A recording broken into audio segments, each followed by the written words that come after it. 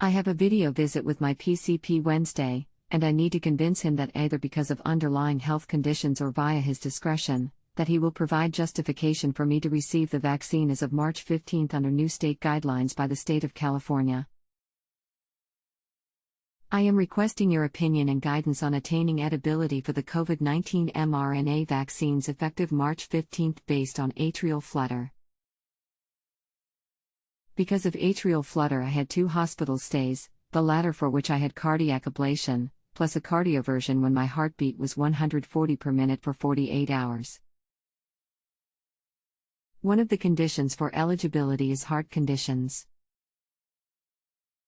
I read the following from a symposium presented at the American Heart Association. The data demonstrated that patients with a prior history of atrial fibrillation/flutter had a significantly higher risk of death or intensive care unit (ICU) mortality, independent of other health issues in the heart, kidneys, and lungs. https:/www.pharmacytimes.com/conferences/AHA2020/COVID-19 and atrial arrhythmias may increase risk of major adverse cardiac events. Still not sure how the process works. For example, the format of the justification, where I can receive the shot, preferably in car at mass vaccination site. My guess is that on Wednesday, even if he agrees, that he will not know the process. California's COVID-19 vaccine eligibility will expand in MARCHREDDING, California. People aged 16 to 64 with underlying health conditions in California will be eligible to get the COVID-19 vaccine next month, according to an announcement from the state on Friday. It gives a chance for people who have cancer, diabetes, other diseases, and immune problems. You can think of a chance to survive and not be worried, said Ruth Plato of Redding. People with underlying health conditions include those with cancer, Down syndrome, heart conditions, severe obesity, women who are pregnant, and other underlying health conditions. For more information about underlying health conditions, click here. I think it's a great move because the more people that get it, it's going to help curb the disease more quickly, said Abhishek Chaturvedi of Fremont. Even with the new guidelines, the state says healthcare providers can use their medical judgment when it comes to whether they vaccinate someone. The state hopes to begin vaccinating this group by March 15, depending on vaccine availability. Here are state guidelines announced on February 12: https:/www.xp.com/news/coronavirus/California to open up COVID-19 vaccine eligibility to people with underlying conditions, disabilities, which includes the following conditions: cancer, current with debilitated or immunocompromised state, chronic kidney disease, stage 4 or above chronic pulmonary disease, oxygen-dependent Down syndrome, immunocompromised state, weakened immune system, from solid organ transplant, pregnancy, sickle cell disease, heart conditions, such as heart failure, coronary artery disease, or cardiomyopathies, excludes hypertension and severe obesity, body mass index greater than or equal to 40 kg/m2, type 2 diabetes mellitus with hemoglobin A1C level greater than 7.5%. Your advice on eligibility and any support you can give me to convince my PCP is the criteria to discuss it. Thank you. Links supporting above: https://www.actionnewsnow.com/content/news/California expands vaccine eligibility to people with severe health conditions 573802211.html. Hello, I will try to answer your question as best as I can. I am a board-certified, U.S.-trained physician with over 20 years of experience in internal medicine. This is JustAnswer.com, a medical advice website, and this encounter is not considered a telemedicine visit. Please disregard any phone call request that you do not want to take part in, as this is an automatic system request. I doubt very much that PCP will not support your need for a SARS-CoV-2 vaccination as soon as possible. I do not think it is up to him, but rather the state of California. I am not completely sure if physicians have any say on who gets vaccinated unless they themselves are providing the vaccinations.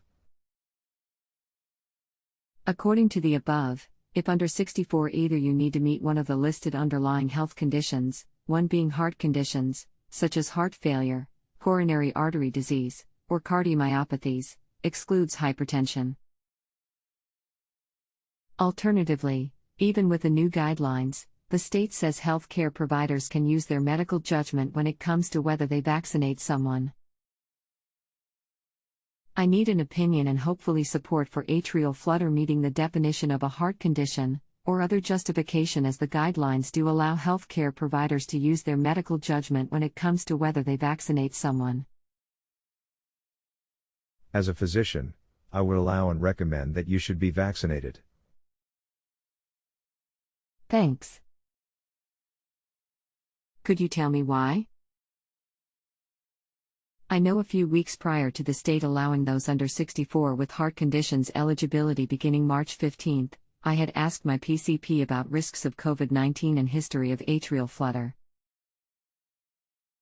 He stated that he did see as a risk, at least a significant risk. However, he did say that if the state opened up eligibility to heart conditions, that my history may be an avenue for eligibility.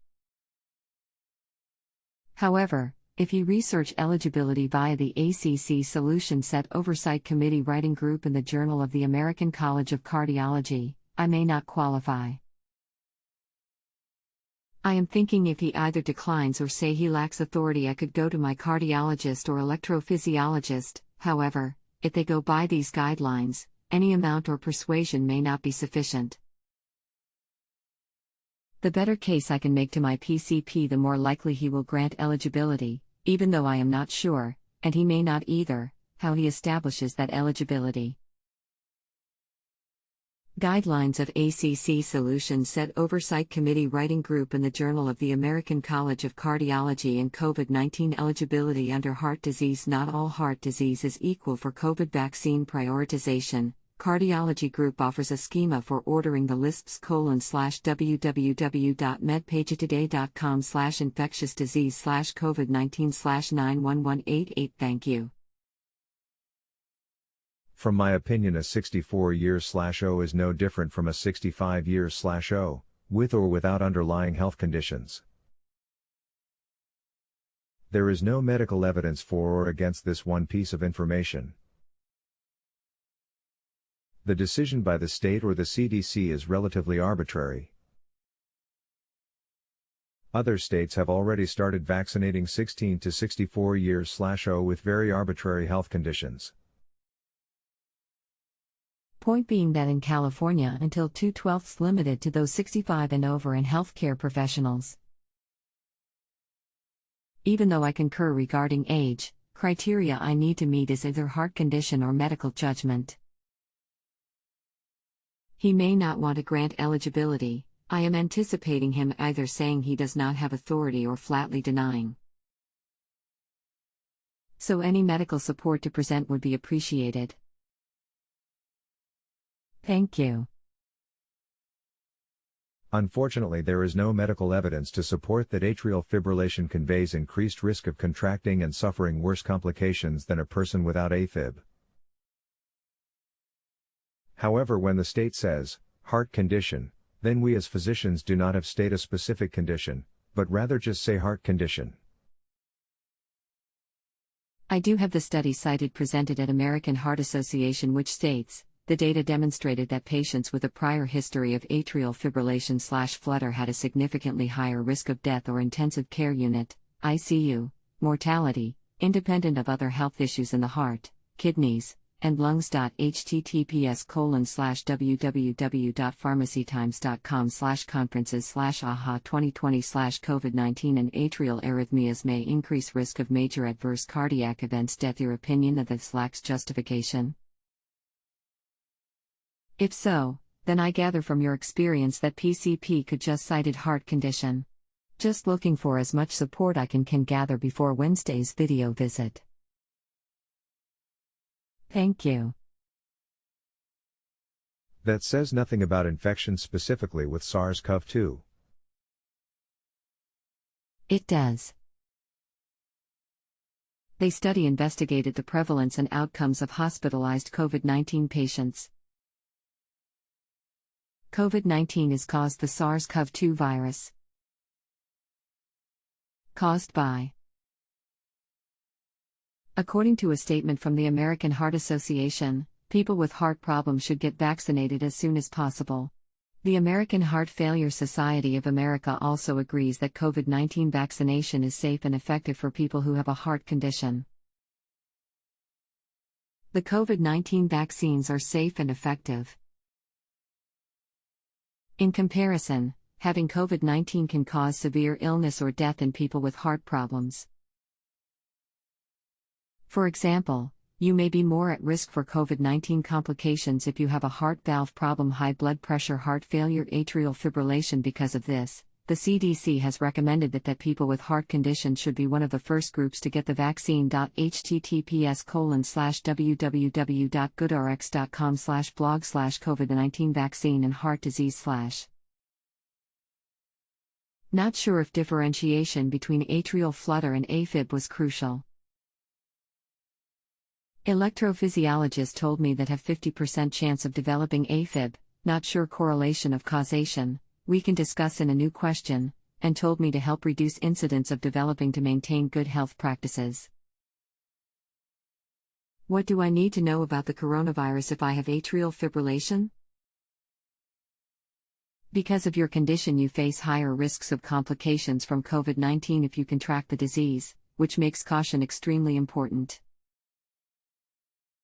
Do everything possible to avoid exposure to the coronavirus. Staying home and away from other people is critically important, especially if you are in your 60s or older. And remember the safety basics: hand washing with soap and water for at least 20 seconds, not touching surfaces, cleaning surfaces diligently. The CDC has a full list of recommended precautions. And don't forget to take your medications as prescribed, stay in contact with your health care team, and be sure to eat well and be physically active. https://www.heart.org/n/coronavirus/coronavirus questions/ if you're a patient. First of all, you are citing recommendations and not actual evidence.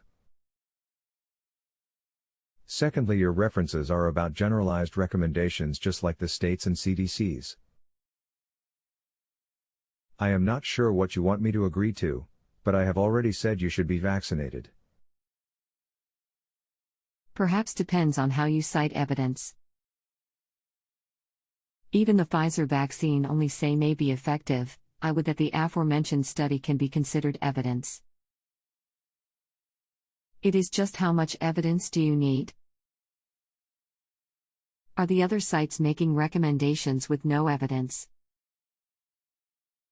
What it comes down to with my doctor is, given his personality, I may need to cite evidence. I do not know if what I have cited is sufficient. It is not according to you. You said I should be vaccinated. Great. I wish you were my doctor. Is it possible if I sent you my medical records that you could provide an RX for eligibility? Regardless, if my doctor agrees I should be vaccinated, what is the next step?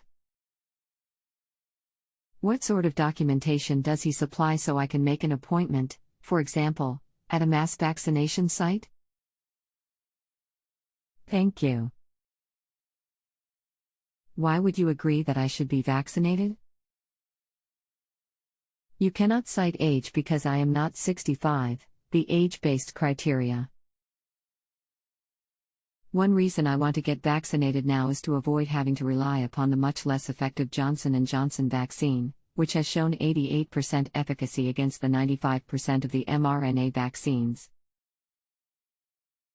Further, the former is also showing less effectiveness against the variants. When I brought this up to my PCP in a video visit 2 to 3 weeks ago, he said I may not have a choice. Right now, J&J has yet to receive O approval. Make that 66% typo. I am not able to provide any type of documentation. Sorry, JustAnswer.com does not allow this. I was being somewhat facetious. You probably do not know even if my doctor agrees I should be vaccinated what he does with that knowledge in order to get me vaccinated. This whole thing is a hot mess. Leading experts, leading doctors, leading epidemiologists have all been and continue to be, to a large extent, ignorant of the information provided in leading medical journals. I'm projecting pandemic, regardless of the degree of mitigation, to essentially be over by July 2020, taking over a year to get the vaccine tested and distributed. The mRNA vaccines was developed in January 2020, into arms. The failure neither to recommend nor distribute masks despite the evidence from 1918, Trump stating that the reason for more cases was more testing, ignoring increasing positivity rates, increased hospitalizations and increased deaths, Governor opening up the economy when the virus has leveled off, not meeting the 14-day downward trajectory recommended by the White House gating criteria, current line of thought to forego second shots at the expense of the first shots, for example, Governor of Colorado and MDs on CNN. I could go on and on and on. Before I give you credit, please just let me know why you would approve the vaccine for me. Is it just because of age? Thank you.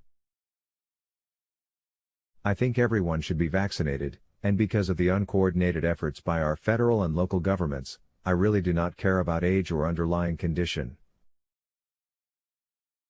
Other countries in the world have a much more robust plan and they are doing fine. If you have a health question and want to chat with a doctor now, visit justanswer.com/ythealth.